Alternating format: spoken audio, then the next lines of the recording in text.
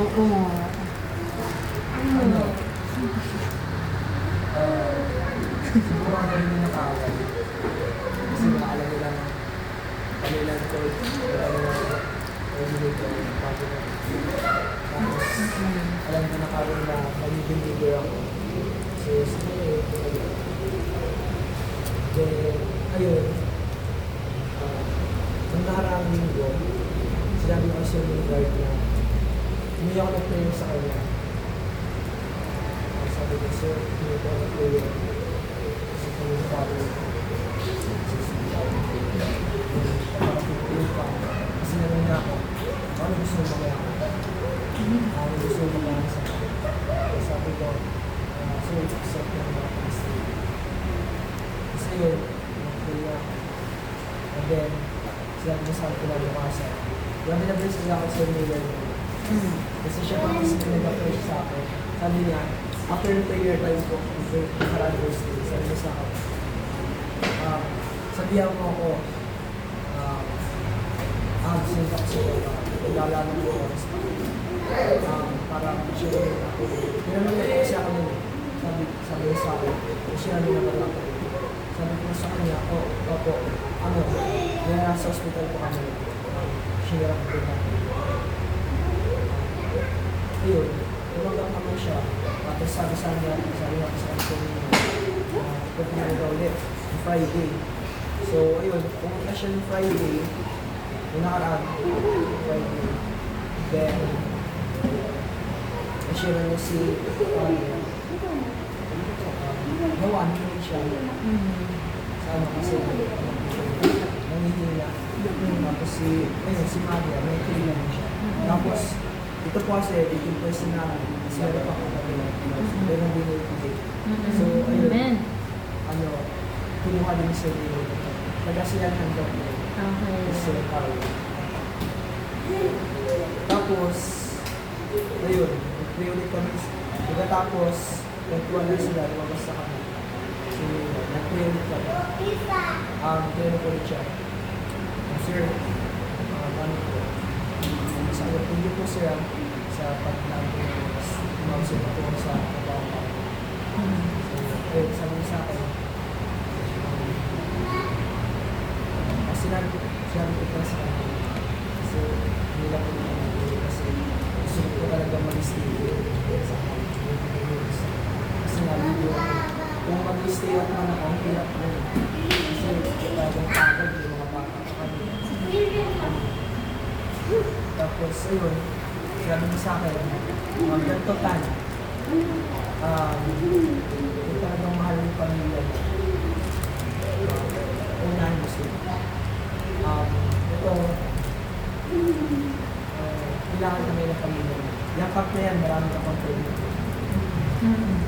Pero yung pamilya mo, isa na yun.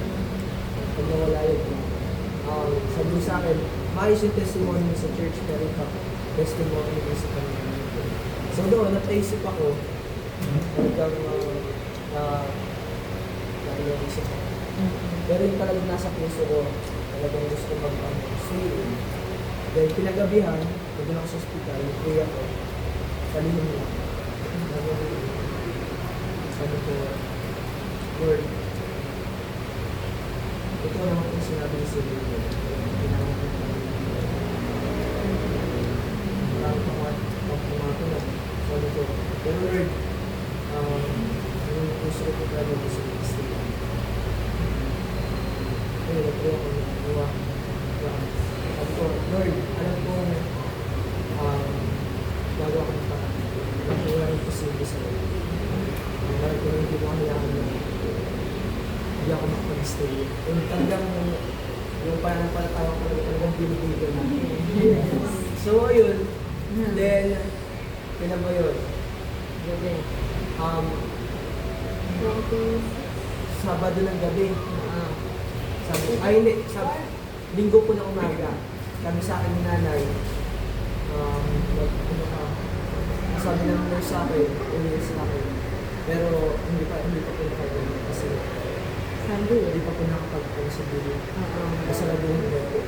Tapos na Lunes, doon pa nagpapagaling. So ayun, talagang napaisip ako. hindi na ako dito. Kaya talagang yung puso ko rin, kasi talagang hindi ka nabibigyan. Kasi bigyan mo lang talaga yung pangalan ko. Kasi talagang doon mo makikita yung paano siya, yung sino talaga siya. Then, ayun, patuloy ko, ganda ko yung gamit ko. Madali na ako kasi na ako nasusunod ng mga bata. Tapos, sabi nga ako namin, sabi ko, Nay, pupunta na ako na pag-stay dito. Pag kailangan niyo ako, chat lang kayo sa akin. Pag kailangan, all naman ako magpapalo ko. Tapos, sabi ko sa akin, alam ko itong mukha niyo dito. Sabi niya sa akin, nagsabi ka na sa akin. Sabi ako tatay, sabi ko, Tay, may camp kami sa church ng Friday. Nagaling siya sa Friday. Sabi naman yun, pwede lang mag-uwian dito namin dapat ng church. So, hindi na ako ano. Kumano na kagad. Binabayaan ko. Pinulihan ng tulayos na yun. Kasi yun, naamirit ko ano, talagang may ano sa puso ko. Kasi nagpapalog siya. Tapos, nadagdagan pa yun. Yung first night dito, kasi nga ako diba, pinagkita nyo naman ng dito. Talagang yun, tapos yung ticket ng exam ng Monday. Talagang hindi mo siya. Kasi sabi ko kung hindi siya maayos na. Kasi sa buhay, sa iba pang ano ko. Parang na ano ka, nag-break. Oo. Ayun, Sa lahat talaga, ano. Ayan. And then, ano yung nagpakalma sa'yo? Pagkain ba? Yung teaching ko. Ayun. Yung talaga yung nag-preaching. Tapos, nagpalitan, napalitan ko dito kasi yung Thursday, naano ako sa special namin yung ano, Christmas Sunday. Kasi po, yun talaga, sabi ko dito sa, ako kasi yung special, apat ko talaga dapat kami, si Sir Carlos, Sir James, Sir Emilio. Sa totoo lang po, yung April pa po yun. Sinasabihan ko na silang apat, na ko, Sir, ano kung hatian natin dito sa sabihan ko? Wala silang reply. Tapos May 3, nag-ano ulit ako, Sir, ano kung hatian natin dito? Wala. Nag-ano pa rin sila, same lang. Tapos May 15, nag-ano ulit ako, Sir, ano na po, kasi magkakamp na, malapit na. Wala pa rin, sabi ko. Tapos May 22, sabi ko na kay Ate Jen. Sabi ko, Ate Jen, ano po yun? Lalo ako na ito sa hindi ko sila nagbukas sa place. Sa Ate Jen din naman, yung mukha niyo yun. Kasi yun. Ayun, kung ano naman yun. Maganda yun, ano talaga. But if you did your best, that's for the Lord. And that's a good thing kasi you're the youngest. You take the initiative, which is a good leadership. Na habang bata, if you want to ask something, you ask something, and then you take courage to reach out. Which is dapat, bilang bata, minsan kasi di ba kayo yung nire-reach out. Ngayon, dahil ikaw, yung naranasan mo yung ganyan, lesson learned, if you have problems, directly go up, you don't take time kasi time will waste, di ba? Yung mabilis ng oras, then it's a good thing that you have, do your best. As a whole, if you sing for God, God is pleased. Kasi ginawa mo yung best mo. Ngayon, whatever, what happened, you did your best and I'm so proud, kumanta kayo. And also, nakita na dati si Tantan, camper lang siya. Ngayon, singer na siya. Ngayon, may mga bata na silang nililid. And that is a blessing for us to see that how God works in your life. Okay? Na ngayon, you are now dealing with the other kids. Kung ano man yung nangyari, lesson learned, ayan, may mga natutunan ka, you always reach pataas ang problem. And then, kapag blessing, pababa. May problem ka, okay, itinaas mo na. Itaas mo pa sa Panginoon. Look to God, not to the people.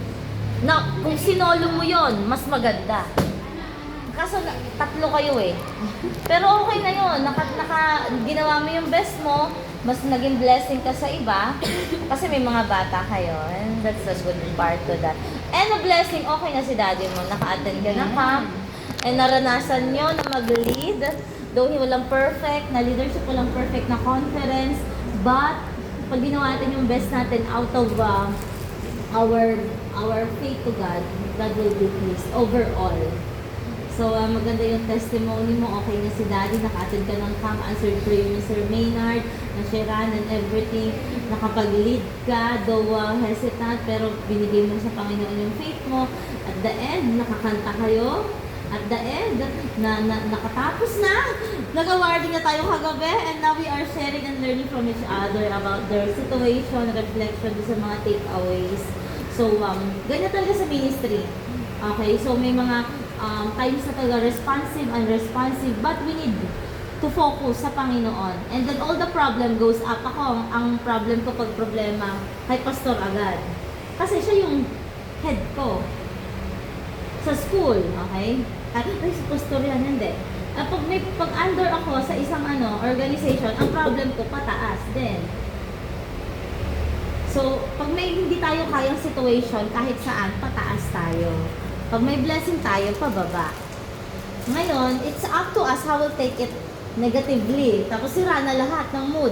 Sabi mo, tinanong kita, paano ka na-refresh? Preaching, which is God's power pa din yung nag-refresh sa'yo. So, maganda yun. Yung landmark natin sa mga pastor. Naibigay ko na po kagabi, Pastor. Ayun, gusto ko dito. Apura? Oo.